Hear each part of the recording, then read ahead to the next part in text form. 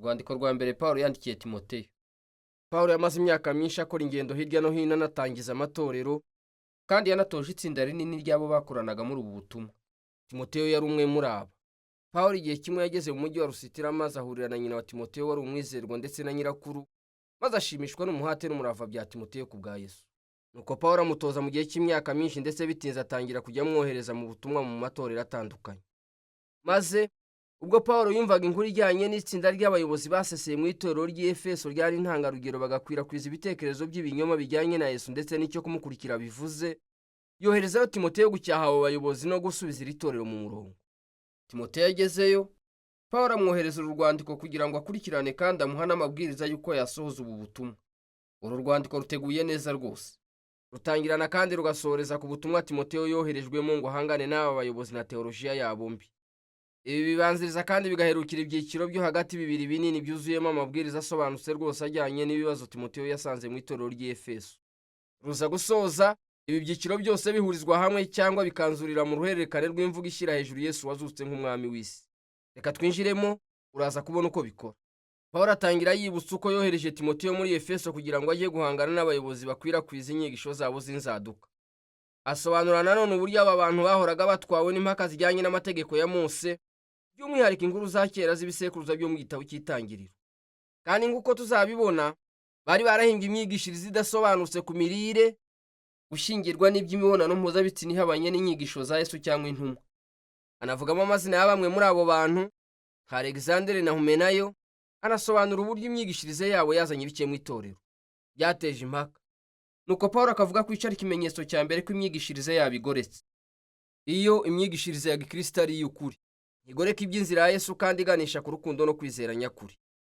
Ikindi avuga ko intego y'amategeko ya Mose n'ubundi si uguhembera impaka, ahubwo intego yayo ni ukwerekana ukuri ku ntege nke za muntu, nk'uko yabikoze kuri Pawulo.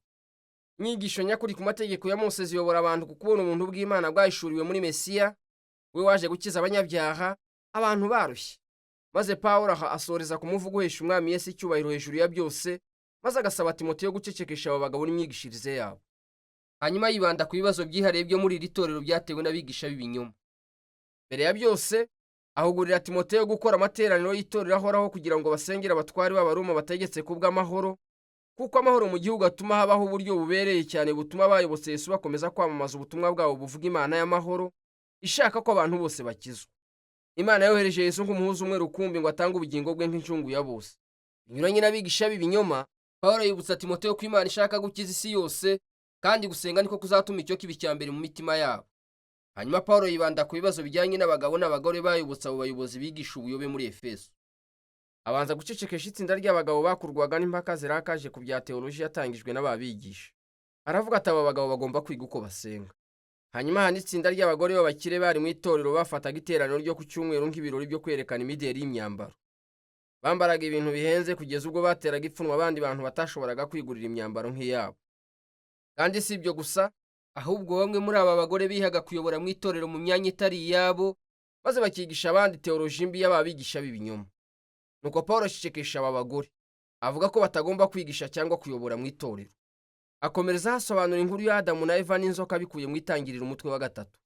Iki rero ni kimwe mu bice bigize inzandiko za Pawulo, aho nk'uko Petero abivuga bitoroshye kubyumva.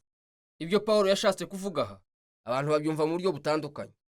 Bamwe batekereza ko Pawulo abuza abagore kwigisha cyangwa kuyobora abagabo mu itorero iryo ari ryo ryose, kandi kubishimangiza ibya Adamu na Eva biganisha ko Imana yagennye ko abagabo bonyine ari bo bagomba kuba abayobozi mu itorero. Hari abandi batekereza ko Pawulo abuza abagore kugira ubutware hejuru y'abagabo mu itorero, ariko ko babanje kwigishwa, abagore bagomba kandi bashobora kwigisha nk'abayobozi mu itorero bayobowe n'abagabo. Hari n'abandi nanone batekereza ko Pawulo arimo kubuza gusa abagore bo muri Efeso, kandi ku rugero rwa Adamu na Eva ari ukubigereranya n'uburyo aba bagore bashutswe n'abigisha b'ibinyoma. Uruhande urwo arirwo rwose wahitamo, ibwiriza rya Pawulo rirasobanutse. Aba bagore b'Efeso bagombaga kwemera kuyoborwa na Timoteyo, maze bakiga inyigisho za teoloji zikwiye. Kandi intego ikaba kubafasha gukura kugira ngo umunsi umwe bazabashe kuba abagore b'icyitegererezo bakorera Imana. Pawulo avuga mu zindi nzandiko ze nka Foibi, Yuniya cyangwa Prisikila. Pawulo akomeza avuga kuri iki kibazo cy'ubuyobozi, maze agahugurira Timoteyo gushyiraho itsinda rizima rito ry'abagabo na base bazakora nk'abakuru cyangwa abepiskopi b'itorero. Aba bagomba kuba abagabo b'ingeso nziza kandi b'inyangamugayo, kandi bakazakorana n'itsinda ry'abadiyakoni. ni ijambo ry'ikigiriki risobanuye umugaragu. Aba bakaba ari abagabo n'abagore bayobora kandi bakora imirimo y'Imana mu itorero. Bagomba kandi kuba bafite ingeso nziza bose nk'abakuru b'itorero. Nanone bose hamwe, aba bantu bagomba kuba bazwiho imibanire myiza mu miryango yabo, kuko ibyo bizerekana ubushobozi bwabo bwo kuyobora itorero ryo muryango w'Imana. Kandi imibereho ya buri munsi babanye ikabijyanye n'inkuru y'ibya Yesu, ari nabyo asobanura mu muvugo usoza uvuga ko yahindutse umuntu, urupfu rwe, umuzuko we, gushirwa hejuru nk'umwami kwe, ndetse no kwaguka k'umuryango we mushya mu isi hose. Ikiciro cya kabiri cy'amabwiriza Pawulo aha Timoteyo kigaruka nanone ku bibazo byihariye byatewe n'aba bayobozi babi. Abanza gukosora teoloji yabo mbi. Babwiraga abantu kureka kurya ibiryo bimwe na bimwe, cyane cyane inyama, no kureka gushyingirwa, ibyo Pawulo atekereza ko biteye isoni. Bityo akajya mu itangiriro rimwe maze akibutsa Timoteyo iby'Imana yaremye byose ko ari byiza cyane, harimo inyama no gushyingirwa. Byose bigomba kwakiranwa umutima ushima n'ababizi kandi bashimira Umuremyi. Hanyuma Pawulo akomereza ku kuvuga ku bibazo bijyanye no kwita ku bapfakazi mu itorero. Ubufasha bw'ingirakamaro bwatanguranirwagamo n'abapfakazi bakiri bato, b'abakiri bashobora kuba ari babagore n'ubundi bateza ibibazo dusanga mu mutwe wa kabiri. Biyandikishaga mu bahabwa inkunga n'itorero, ariko bakamara iminsi yabo basambana, bakwirakwiza urugambo, bakanasebya izina ry'itorero mu murwa. Pawulo ntabishyigikire na buke. Akavuga ko abapfakazi bakuze badafite n'inkunga y'umuryango nibo bonyine bakwiye guhabwa imfashanyo, kandi itorero rigomba kwerekana urukundo n'ubuntu bya Yesu ku bameze batyo. Pawulo nanone yibanda ku bibazo byari muri bamwe mu bagabo bakuze bo mu itorero. Timoteyo agomba kubahira imyaka yabo ariko adashyigikira imyitwarire yabo mibi isa n'ifitanye isano n'ubusinzi. Barimo kwangiza izina ry'itorero muri Efeso, nuko rero Timoteyo mu rukundo agomba kubatesha akanabahagarika niba bari mu buyobozi.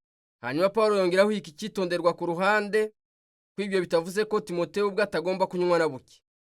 Kubera ibibazo by'igifu cye, agomba kunywa nk'akarahuri kamwe ka vino igihe cy'ifunguro rya nimugoroba.